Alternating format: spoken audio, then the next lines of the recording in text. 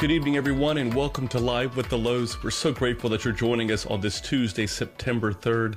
It's such a beautiful time to get together, and especially tonight's topic. It's going to be a topic that we hope will give some hope to all of us as we experience difficulties and challenges and really tragedies in our life. But before we get to our show, I do want to welcome back my beautiful wife to the show. Roxanne, it's good to have you with us this evening. Good to be here. And also all of you. If you're new to Live with the Louhs, it's a show that merges both faith and psychology to kind of help you, to guide you in your own walk of faith. We really believe so adamantly that part of our ministry is to really try to give people practical steps to apply their faith. Because for many of us, we can understand things on the, maybe on a Sunday sermon, we can probably hear what people are saying, but oftentimes where we struggle is applying it. How do we apply the different topics, whether it be forgiveness or compassion or caring or really even connecting with God? How do we apply that in our everyday life? And so we hope that this show is simply a tool or a resource for you to do just that. So again, thanks so much for being with us. And before I do share with you tonight's topic, as always, we're on all the social media platforms, and we encourage you, if you're on those platforms, if you're on Facebook, Instagram, Twitter, definitely take a moment to subscribe and to join us on those social media platforms. And in fact, we'd love it if you would subscribe to our YouTube channel, which we just started a few months back. It has all of our sermons that are archived there. And all you have to do is simply subscribe to it. And you can find us all on social media as well as on our YouTube channel by simply putting into the search engine, The Louhs. And that last name is spelled Louhs, The Louhs. And also you can find out more about us too, where our next retreats are, where we're going to be visiting, a little bit about our church and the great work that we're trying to do in our community. You can go to our website at thelouhs.com. Again, that's thelouhs.com. And we send out a daily inspirational message, friends. If you're interested in receiving a daily word of encouragement, much like what we do in our shows, but just something that you would receive in your email inbox. Many people are already receiving those. Go to thelouhs.com and then click on the subscribe button, which is the top right corner of the website, and simply put in your email address. And all you will receive every week is our email inspirational message that comes in at 7 a.m. Eastern Time. And as many of you know already, Roxanne and I have published two books. First is Renewing You, a priest, a psychologist, and a plan, that was published a couple years ago here at Ancient Faith. It kind of chronicles the 8 biggest topics that we see as a priest and a psychologist, and really kind of gives you some practicality in that. That's called Renewing You.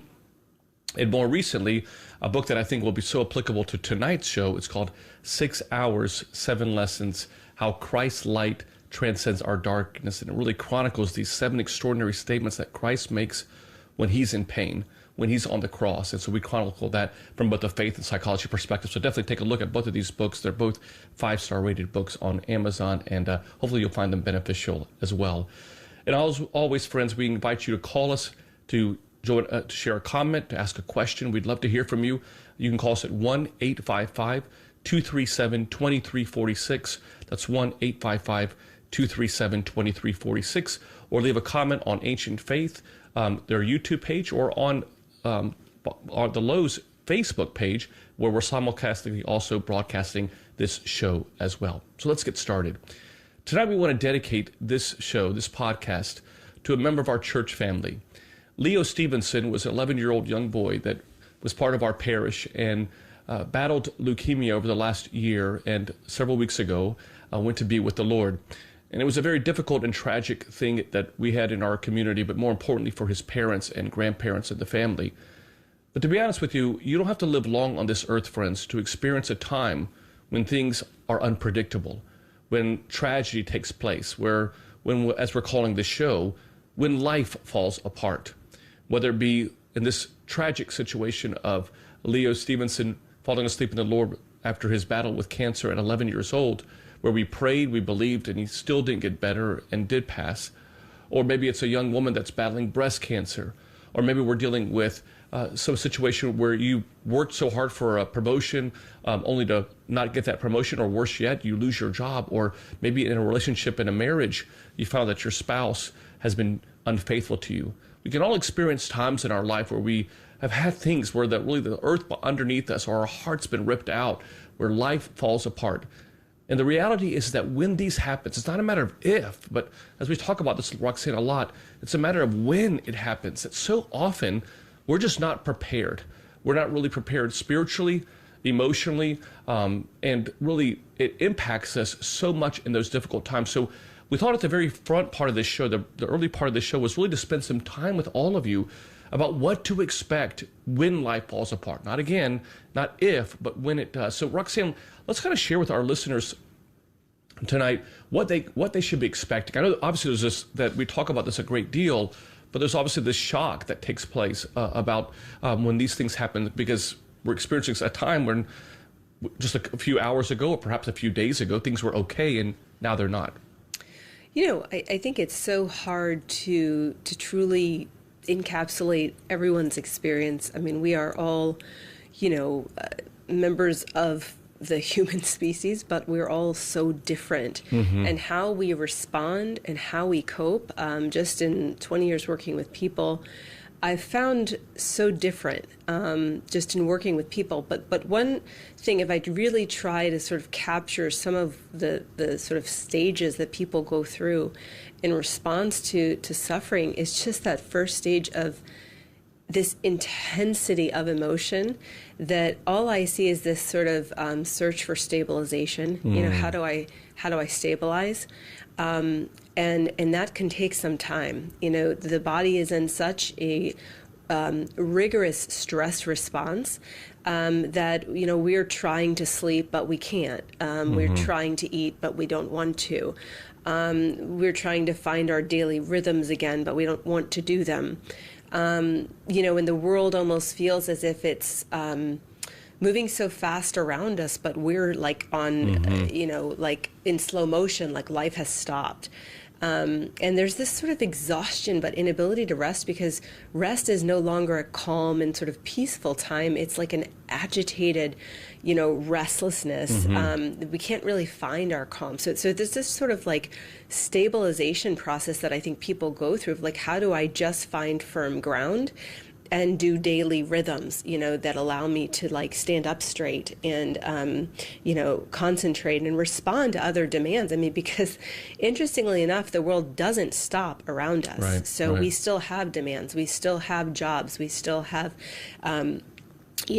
people around us who need things, and, bills and mail and, food that has to be purchased. I mean, just the amount of demands, the things that we do unconsciously, when we're feeling fine, that feel so effortful during a time of this sort of intense stress response and stabilization. So that's sort of like the first kind of stage I see people going through. And the second is like, once they've kind of begun to stabilize, which I don't even know if you can call it that, but found some level of like, okay, I slept.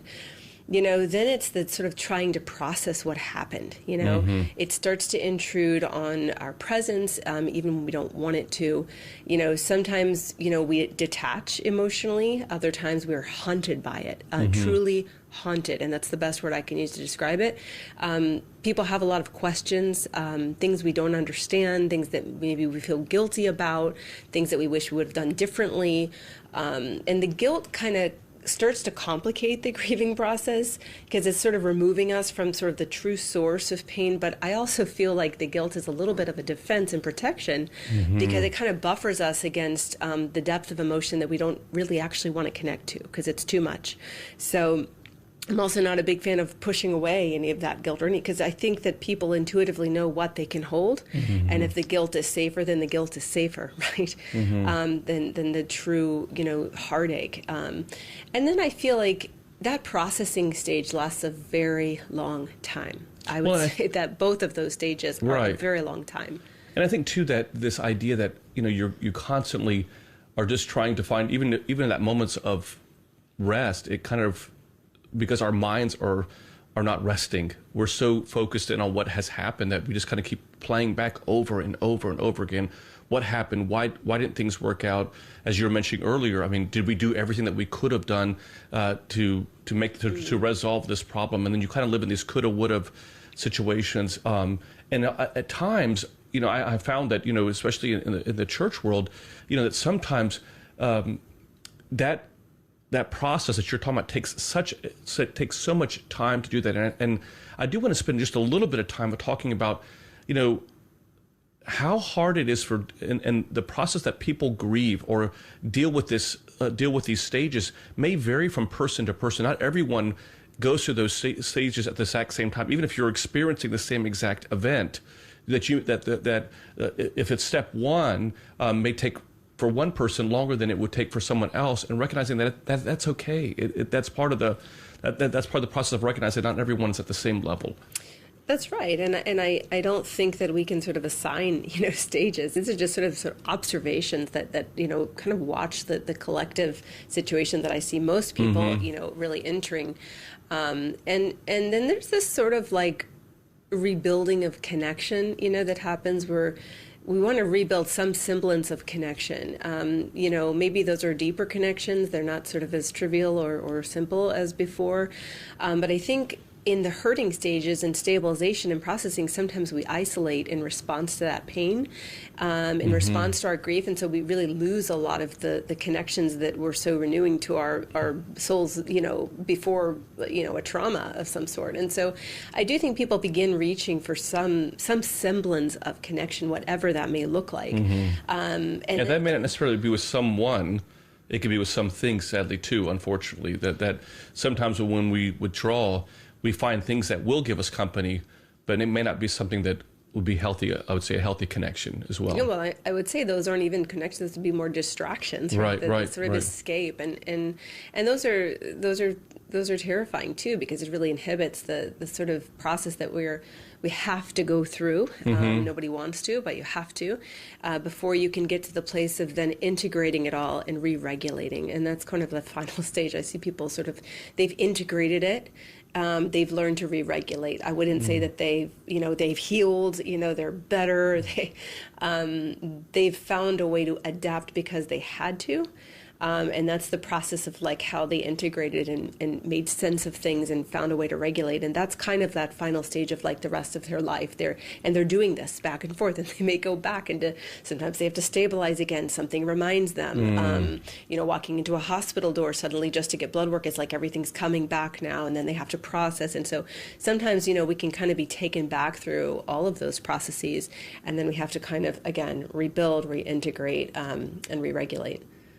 If you're just joining us, we are dedicating this show to a young boy that was part of our parish named Leo Stevenson, who fell asleep in the Lord a couple weeks ago to leukemia at 11 years old. And so we thought we would dedicate this show to him, but really to all of, recognizing that all of us at times in our life, although may not deal with the tragedy that the Stevenson family are experiencing, the reality is that we all experience times in which we will face a tragedy, something unexpected happens. And we're calling this show When Life Falls Apart. In fact, it's a continuation, really, of a sermon that I just gave this past Sunday that you can find on the Louhs YouTube channel. But we just wanted to dedicate a show. And so if you or someone that you know is also going through a difficult time right now, if they're experiencing a tragedy, or maybe you just have some comments or questions about how do you talk to people, which we're going to spend some time talking about that in a few moments. How do we talk to people when they're going through this difficult? What do we say that doesn't hurt them and provide some level of comfort, if that is even a possibility? Then call us at 1-855-237-2346. That's 1-855-237-2346. You can also email us a question at ask@ancientfaith.com, or you can leave a comment on Ancient Faith's YouTube page as they're broadcasting the show live there as well. Roxanne, I want to kind of get back, because I thought what you were sharing is so important, that we experience this, what I called on Sunday, these moments of darkness, which we hear about, obviously, Christ himself. I mean, the extraordinary thing about Christ is that one of the amazing things about him is that the Bible says that he came and he emptied himself, that he experienced every emotion that we would experience. He's the only God that does that, by the way. And I think it's extraordinary that he spends 33 years on planet Earth. He could have been here for a day, 2 days. He could have just died on the cross, rose after 3 days, and that'd be it. But he spent, if you were to calculate, close to 12,000 days on Earth. And I think it was to show all of us that he could experience the pain that we would, that you have a God that could relate in some way to you, to what we're all experiencing. And obviously he's God, and so he's beyond our understanding. But the fact that he was so humble enough to enter into our space and to experience that just shows us how much he loves us. But we also hear the vulnerability with him when he's on the cross. He says, my God, why have you forsaken me? And so I think sometimes too, Roxanne, there's an observation, as you're calling them, but a time in which we can be, why God? Like, why is this happening? Like, I go to church, I pray, or we prayed for this person to get better, he didn't get better, or she didn't get better, or I've been faithfully married to a person, I've given them my life, and then they betray me this way, and I go to church, I teach Sunday school, I mean, you name it. There's a great deal of just responses in our own minds of why God. Let's talk a little bit about that. I mean, I think this is the inevitable question. You know, why do bad things happen to really good people? Why do bad things happen in general? And I think, you know, you really said it best in your sermon on Sunday. And for anyone listening to this show, I would encourage you to tune in. Father Nick gave a sermon on this topic this past Sunday, and it truly spoke into the heart of what it is like to live in this extraordinarily fallen and difficult world, and that, you know, God knew our pain. In fact, he came in and experienced it, you know, and we think of him as fair because he did that so that we would have a fair life with him beyond this life. And it's so hard in this world to think of that world, right? Because we're in this world, right? So this is the part of our humanity that struggles. And so, you know, remembering God's character is the only way that we move through this. And, you know, I think when we're struggling, you know, through a difficult time and we ask those questions, I think they're completely normal questions.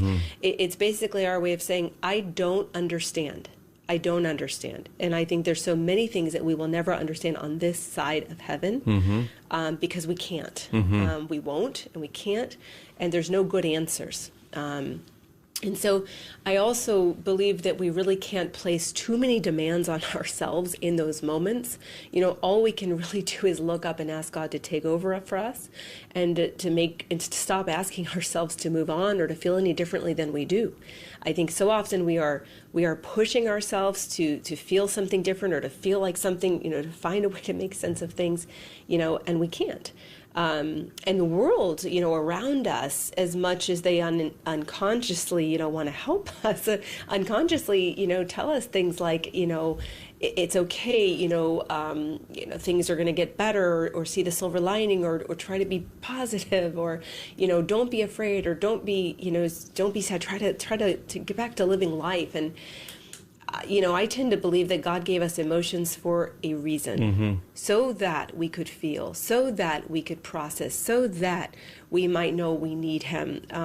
And our emotions are really just clues for us to discover what's wrong. You know, sometimes when we're sad, we need to withdraw, right? It means we need to, you know, when we're exhausted, we need to just lay down. And other people sort of wanting us to move on is, you know, really just more of a reflection of their own discomfort with our sadness. Than it is of what we really need to be doing. So, you know, it's okay to be sad. It's okay to not feel strong. It's okay to be sad for others. It's okay to feel broken for people because they're broken. And so I think that in our grief, you know, to pour out our experience with somebody and be present with them as they're pouring it out, as they're naming it, as they're figuring it out, who they are in it, and what it means for them, you know, all we can do is be that person who walks with them in that journey. I love that. Let's get I think specific, I think, Roxanne, because I think for so many people, you know, when you hear about something tragic happening in someone's life, as you're mentioning beautifully, that, you know, I think sometimes our own discomfort, we try to comfort someone else, and it doesn't come out the way that we would probably want it to come across. And it's not the intent of the heart, at least, to do that. But what are some things that you would recommend to say to people when they are, when we're, you know, when you're on the end of just trying to provide comfort, you see someone going through a life falling apart, what are some things that you would encourage them to say? I would just say, stop trying to solve it for them, you know, to just be present with them and whatever they feel, you know, make no demands on them to feel any differently than they do. Pray with them, for them.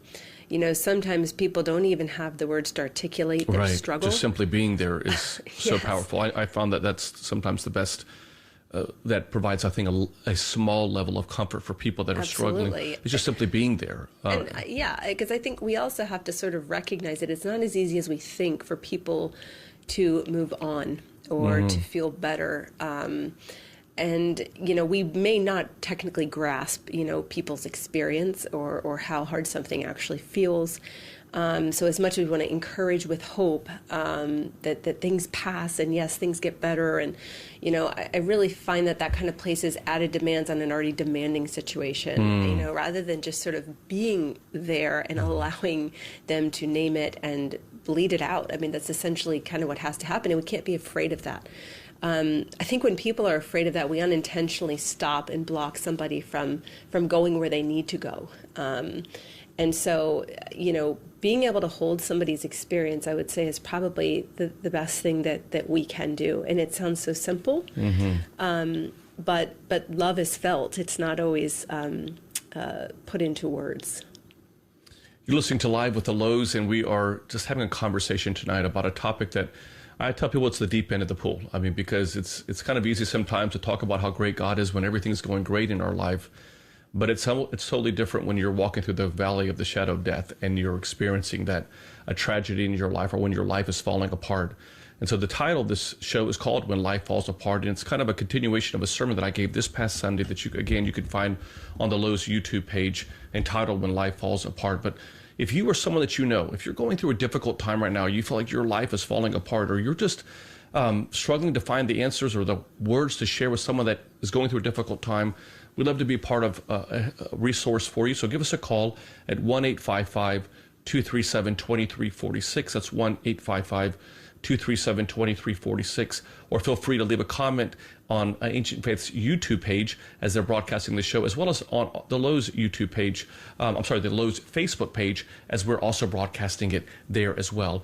Rox, we've been, obviously married for over 21 years, and we've been sadly at many of a tragedy in people's lives. And sometimes the questions that we get asked, obviously from the people that are going through those difficult times is, how do I get through this?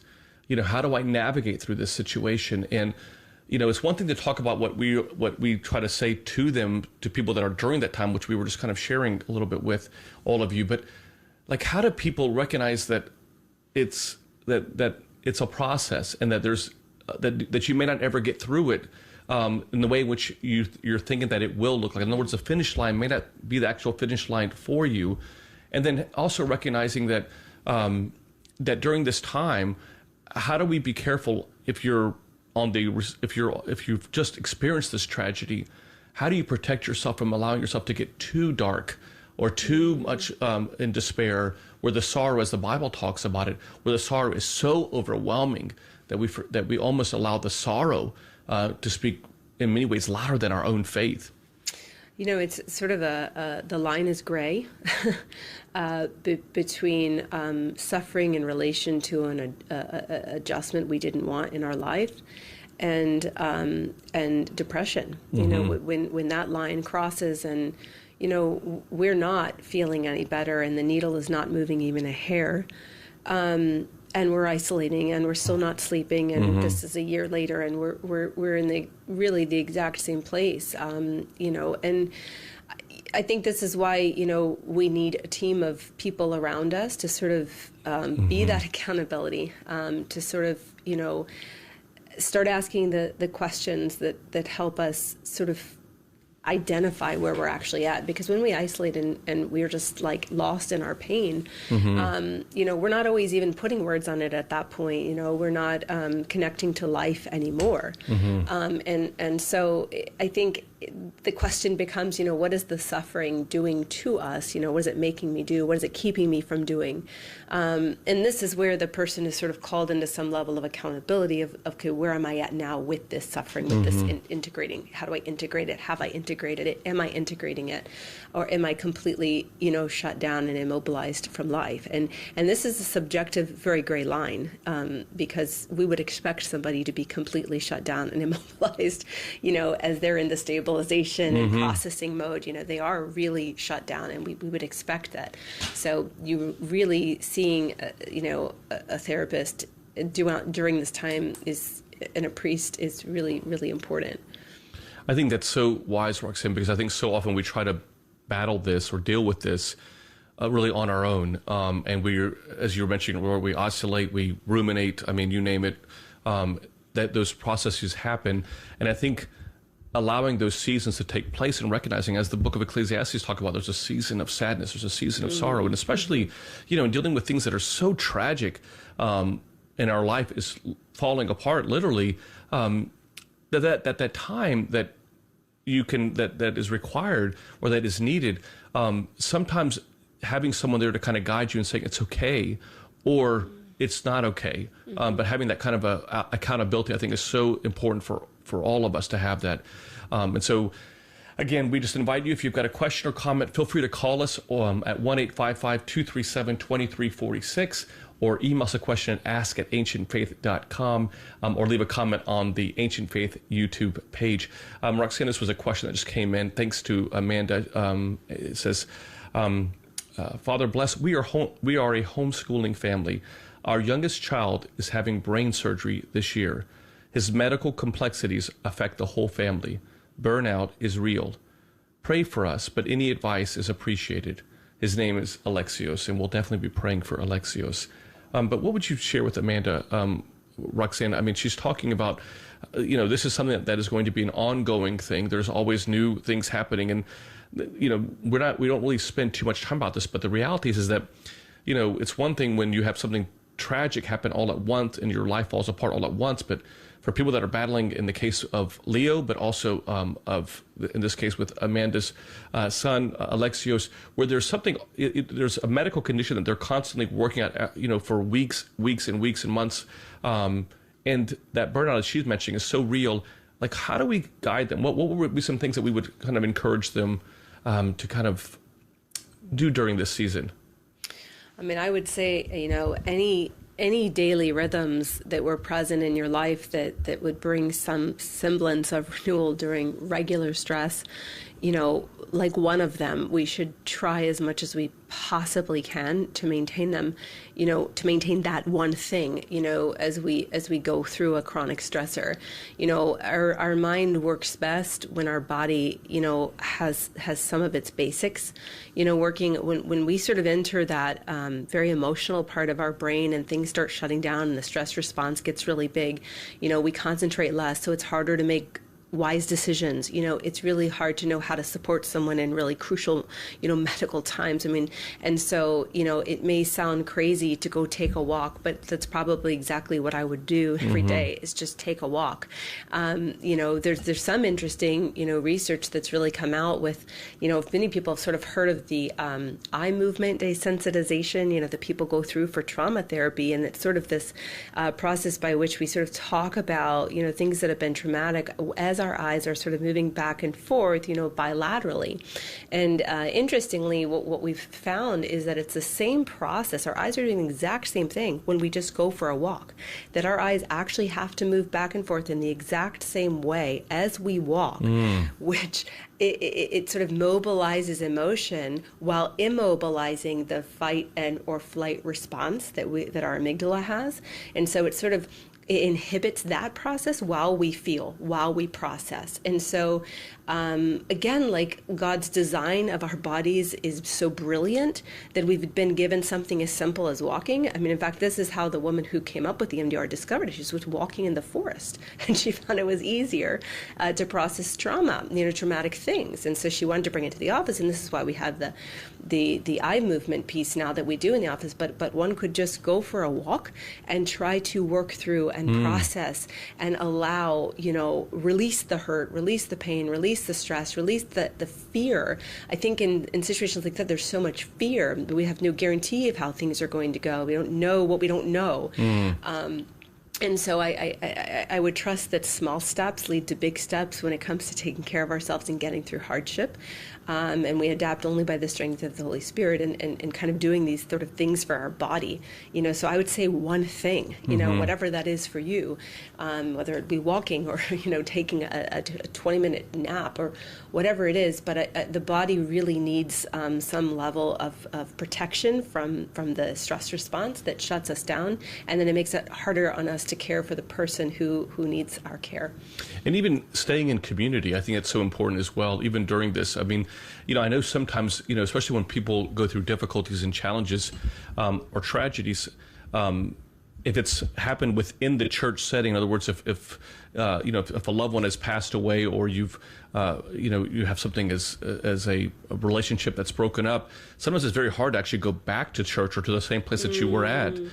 So that community, maybe where you would typically find some level of comfort or peace, is no longer available. But I would encourage you to even go during the week, but to find places, find opportunities to be in the house of God and just to pray, speak obviously with your parish priest, but having that connection, because I think for a lot of people that withdrawal, especially if the place that you want to be at reminds you of the person, it could be very difficult. And so finding ways to either be at that church or another church that provides. And maybe these are different connections. Right. I think God kind of places different people in our path and our life story for different reasons. So we may not go to our funny friend during this time. We may go to our wise friend who's very grounded and maybe tends to talk less, listen more. And so I think, we know what we need, and it may just be one or two people who sort of bring us that level of connection. But I think,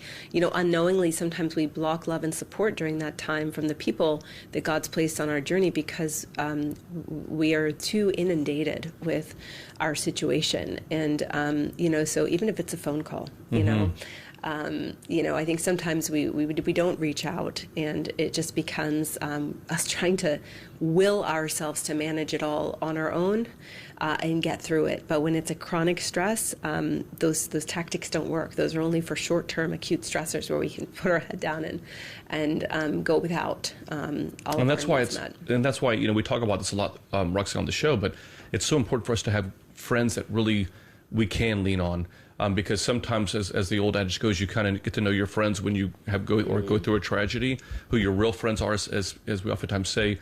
And so I think it's important to always be cultivating friends that can truly be there for you in those difficult times, who can just listen to you, may not always speak, but just simply listen. Maybe they're just to kind of provide a meal or just a word of encouragement at times. But having people in your life that truly speak life into you is so, so important. So we definitely encourage you to do that as well. We're going to take a quick break. On the other side of the break, we're going to speak a little bit more about just how we know in that season where we need to kind of move forward in an appropriate time and in an appropriate way. And also, what do we need to be remembering during these times? I mean, it's so important to, in those tragedies and those difficulties in our life, how do we make sure that we're remembering? Because we hear so much about memory and the power of our remembrance. What are some things that we need to remember? We'll talk about it right after this break. Stay with us.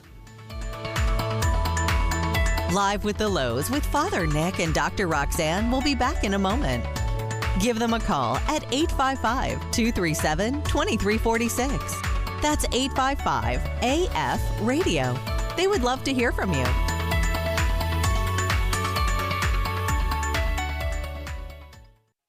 During his darkest moments on the cross, Jesus uttered 7 statements. His words offer us principles to live by, lessons of hope, peace, and comfort. I'm Dr. Roxanne Lowe. And I'm Father Nicholas Lowe. And our new book, 6 Hours, 7 Lessons, is all about how Christ's light transcends our darkness.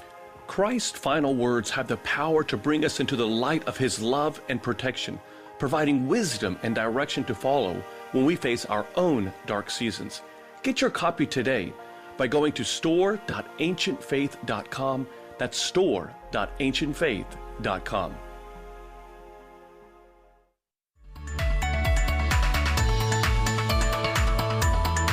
We're back with Live with the Louhs and Father Nick and Dr. Roxanne.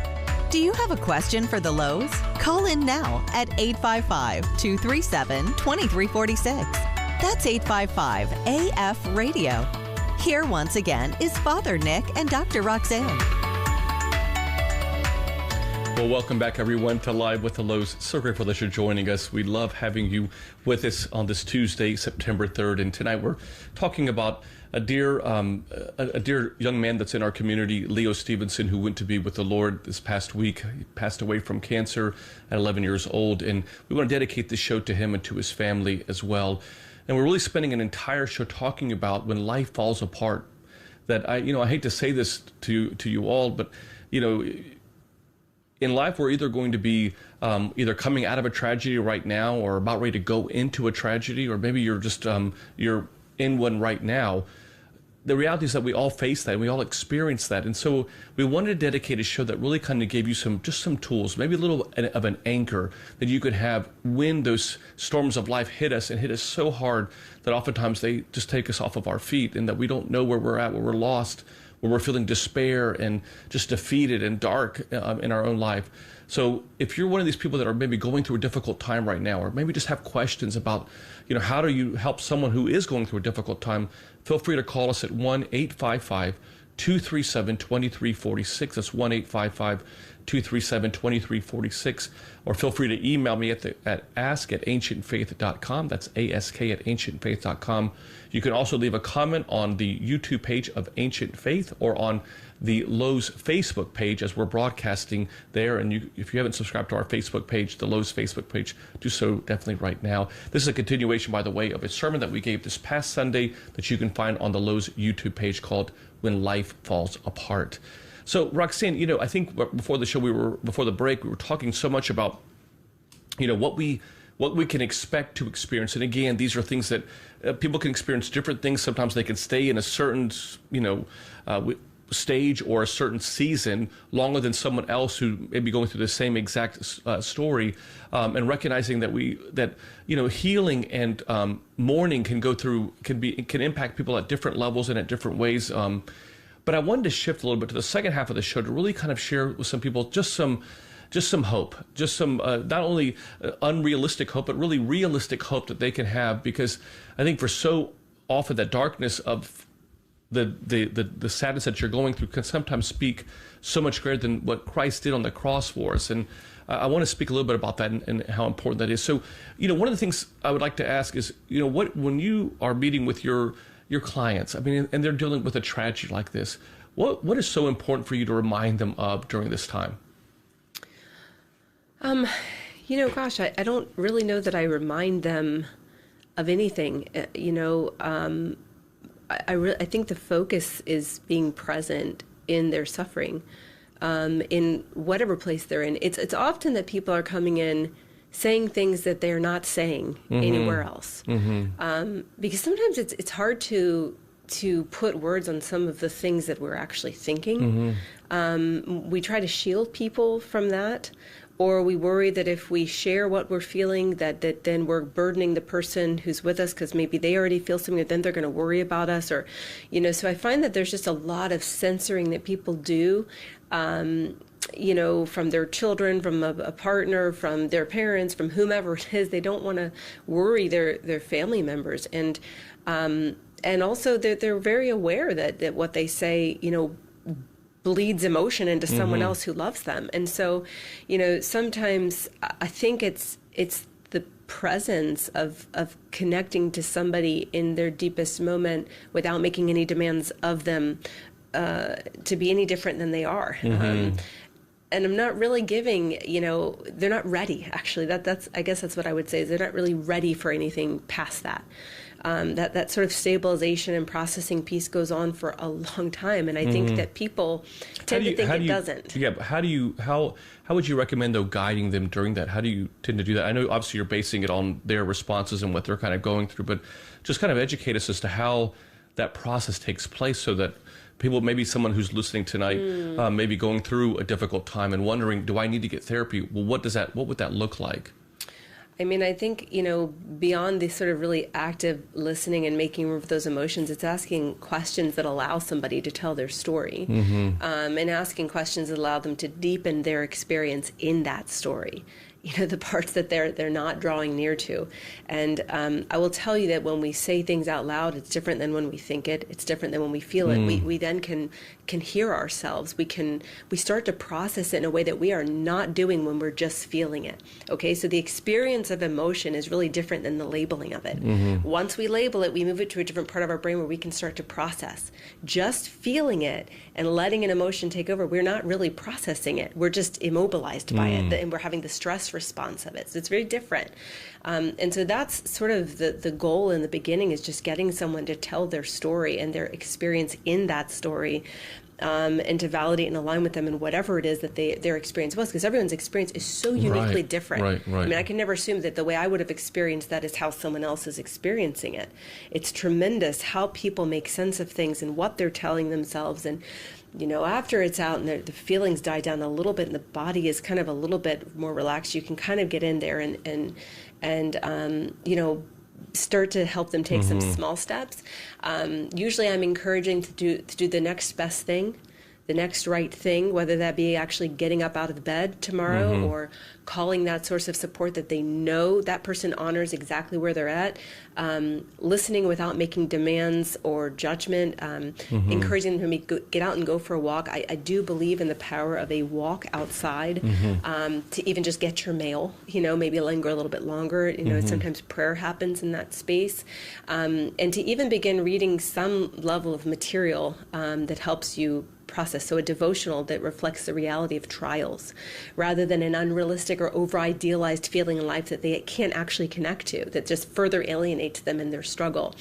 Well, that's the kind of, I think that's for a lot of people, the worry is that when you're struggling with, already, why, God, am I going through this? Or why is this tragedy happening? Or why am I going through this? I was a faithful person. I believed, I prayed, in that anger with God, how do you kind of navigate that through recognizing that there's a season that person's in, but also reminding them of the fact that, as the book, Harold Kushner, who wrote the book, Why Bad Things Happen to Good People, to remind them that, there's also a recognizing that, that the world that we live in is broken, that everything about this world that we're living in is broken. That's why Christ came to this earth. And I guess the challenge is that knowing when to share that, I think is what you're sharing, you're saying with us, is that recognizing that, that may not be the thing that we need to say initially, or, obviously recognizing the level that person where they're at in their stages of just kind of grieving, but also recognizing and reminding them that, that's not that to blame Christ would not be accurate, because he's just as angry as Harold Kushner puts this beautifully. He's just as angry as he is, and Harold Kushner lost his 14-year-old son tragically after his birthday, and so I guess knowing to share that reminder to them about how much God does love us, and that God is not the author of pain, that He's not the author of cancer or the author of infidelity or unfaithfulness. He's just as mad as we are when these things happen. Maybe you could speak a little bit about that as well. Well, I mean, I guess that just moment where Jesus asks, his Father in heaven to take the cup from him. He literally is crying out and saying, please take this from me. I mean, this is how much the suffering of this world is so real that even Christ, fully God, as he's saying this, and fully human, is begging for, mercy to take this away from me. It's too hard. And I think this is the human experience, that this is, no matter, life is just not a fairy tale. It just isn't. And the longer we live, the more we realize that. And although there's sort of life's opposing force of goodness that is ever present, when we notice it, the truth is there's incredible hurt, worry, illness, loss, strife in so many places. And often when we're in a better place, and not experiencing that, we don't even realize, how blessed we are. And so, but then trial comes, right? Or we just came from one, or it's happening to someone we love. It's really everywhere. And I think that Christ came in and said, hey, I'm entering the suffering that you're experiencing. Like I have experienced it in the worst way imaginable.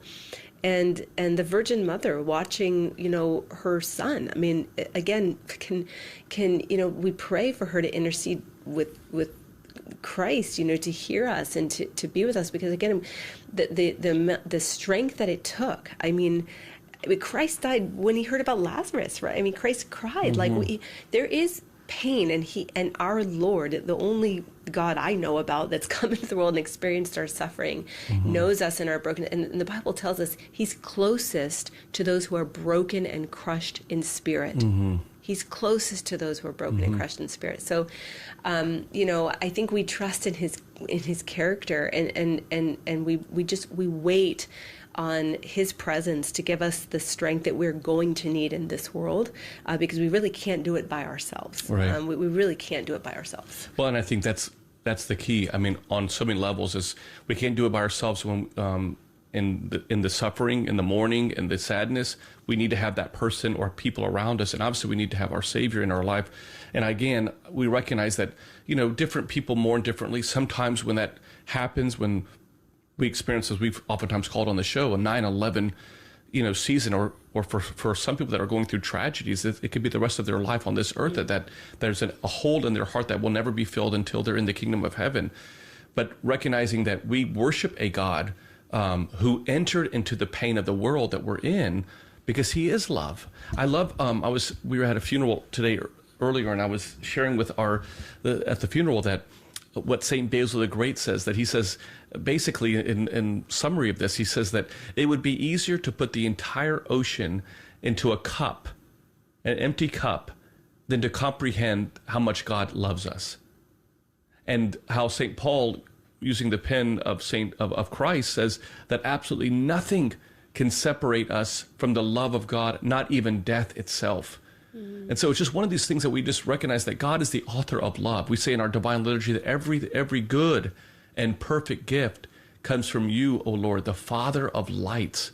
And so, although that doesn't necessarily bring back that person, or doesn't resolve that relationship in a way that we would have liked it to have been resolved, or gotten that promotion that we thought that we deserved, it does remind us that earth is broken, but heaven isn't. And it's reminding us about how important it is to have a relationship with Christ, and not to run away from him, but to run closer to him. Here's a comment that came. We have a comment that came from someone in Norway, from a priest, Father Jonas. So thank you so much, Father, for the email. I'm tuning in from Norway. I have a 19-year-old young girl in my parish who is fighting lung cancer. It's so tragic how many times we keep hearing about young people with cancer. Anyway, the girl and her family wanted me to convey assurance of that she is going to get better. They would want to hear from me, a humble young priest, a word of assurance that she would beat the cancer and survive. How could I guide the patient and the family? I think that's one of those things, Father, that we're spending so much time on in this show, that we, first and foremost, we are there with them.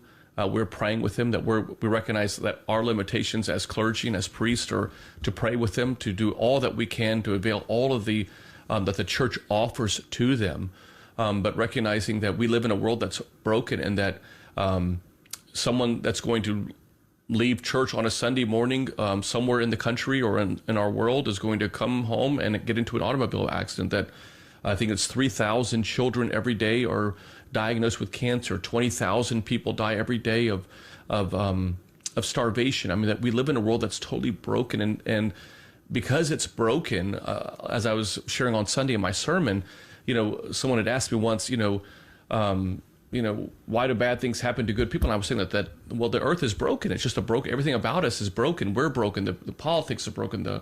What we eat, what we drink, etc. And then they said, well, why doesn't God do something about it? And my response to them was that he did. He sent his son.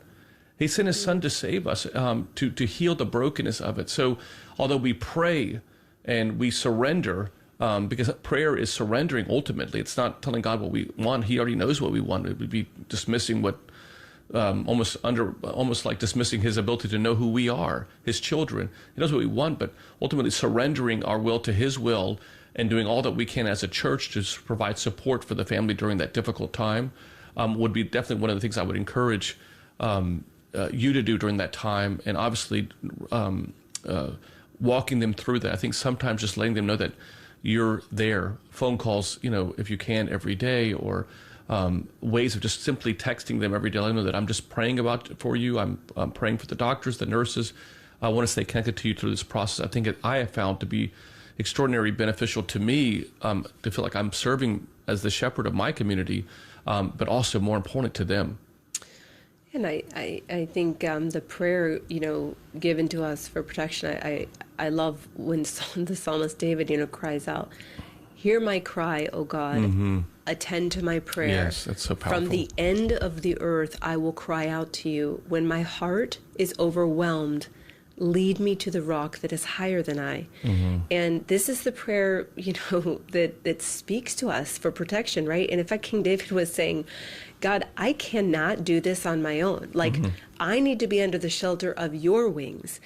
I need you to lead me to a place of stability and security, something strong enough to stand against the crashing waves that are overwhelming me, and give me the wisdom from above, not from here, that is beyond what I know, and strength that is beyond what I have. And King David sought his protection in his storms through prayer constantly. That's what he was doing, the entire time. If you read, he's constantly going to him in all the places where he felt like overwhelmed and afraid. And our prayers are less about, coming to God and filling him in on the breaking news of our life that he already knows on the crises.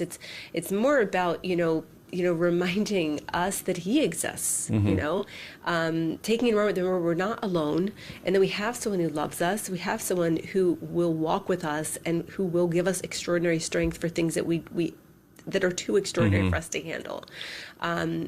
He gives us strength to withstand things, I guess is the best way I would put it. Yes. To withstand it, because sometimes it feels like we can't stand it. We will fall in it. And so it is really, crying out in prayer. And we don't know the way God is going to answer prayer, but we do know that the Bible tells us to pray. We are commanded to pray.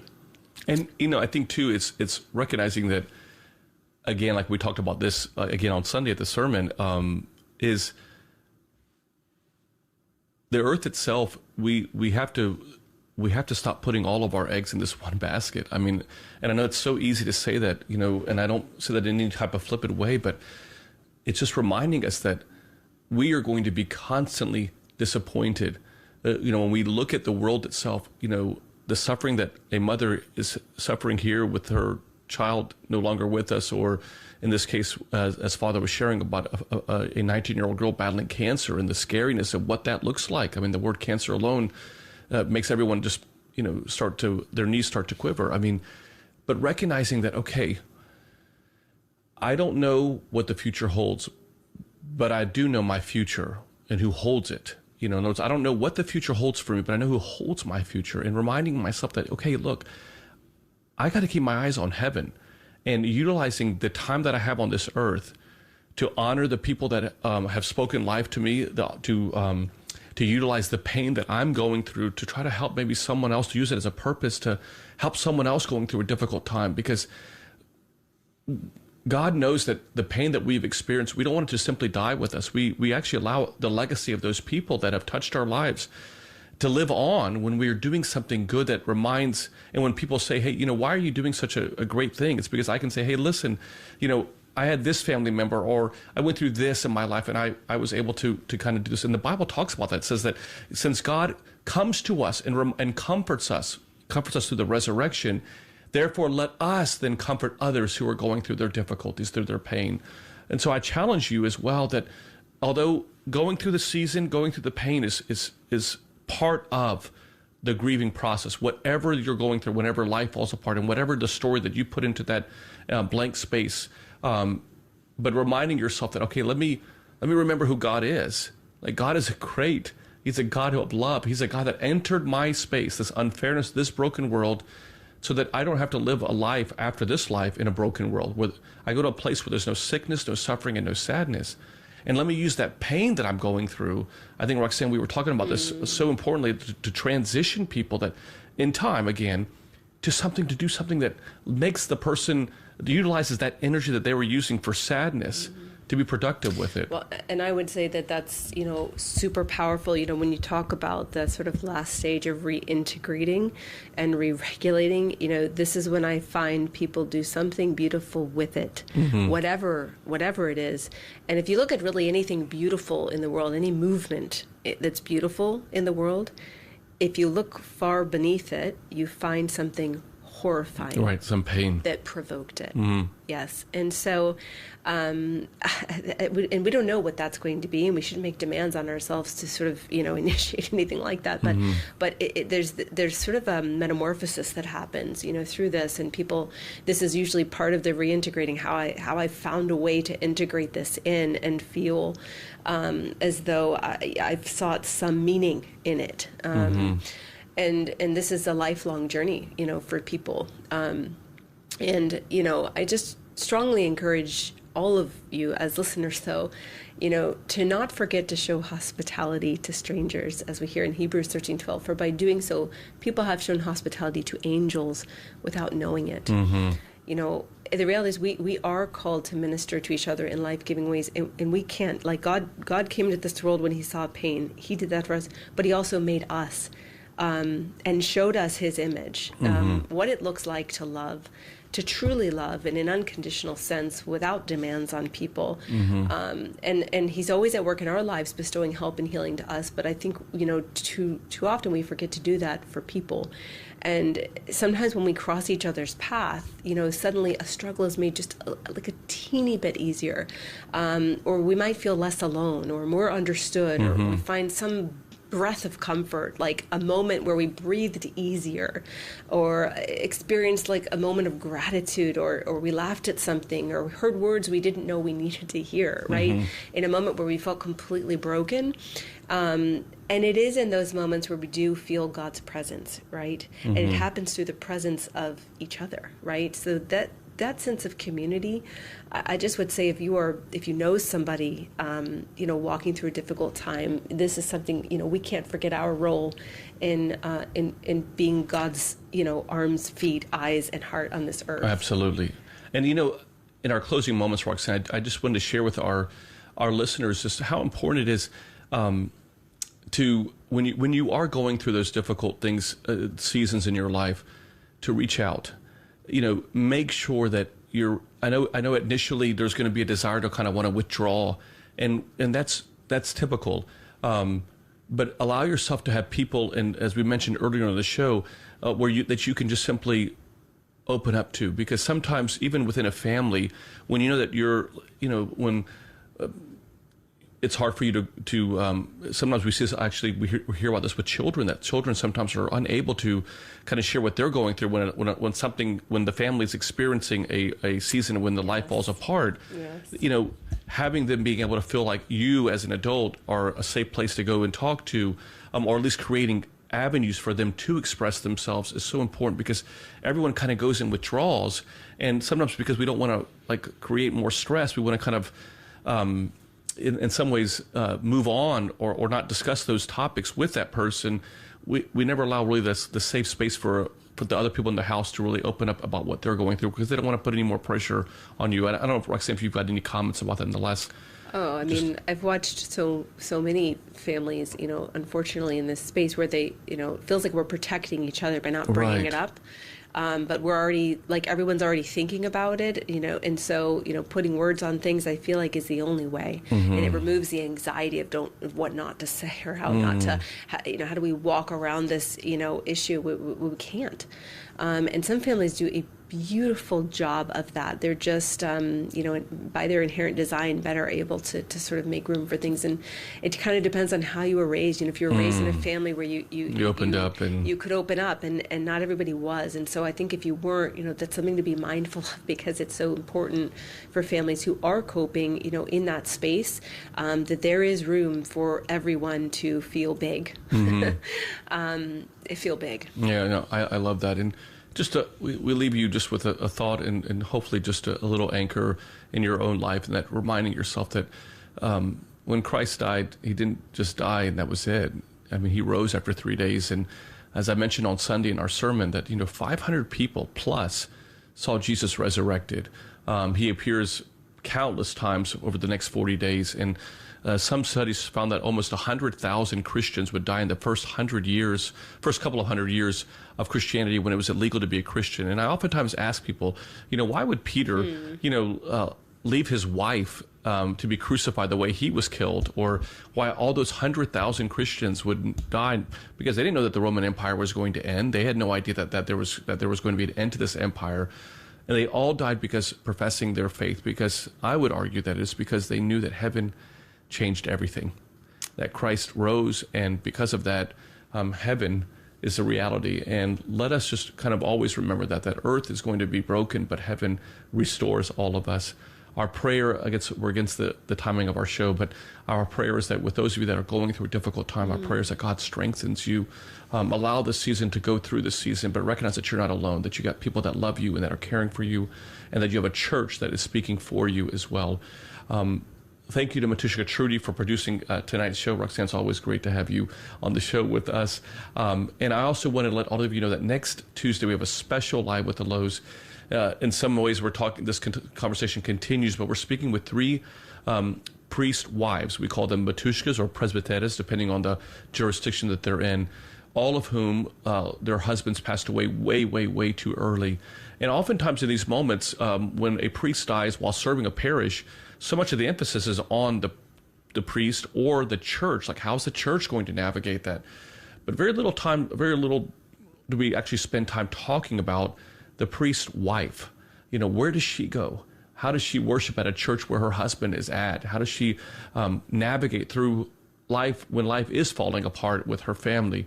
We're going to spend time talking to these 3 extraordinary women who've agreed to be on our show. It's special Live with the Louhs. You do not want to miss it. Again, that's next Tuesday, September 10th. God bless you all, my friends, and stay strong in your walk of faith. We're back with Live with the Louhs and Father Nick and Dr. Roxanne. Do you have a question for the Louhs? Call in now at 855-237-2346. That's 855-AF-RADIO. Here once again is Father Nick and Dr. Roxanne.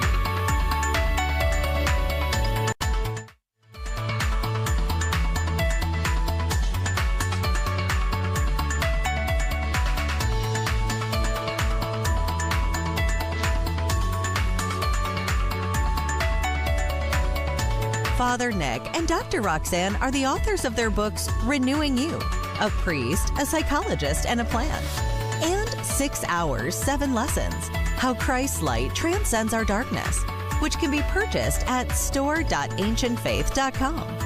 Their daily inspirational messages can be found at thelouhs.com/subscribe. Be sure also to search for the Louhs on Facebook, Twitter, Instagram, and YouTube. Live with the Louhs is a listener-supported presentation of Ancient Faith Radio.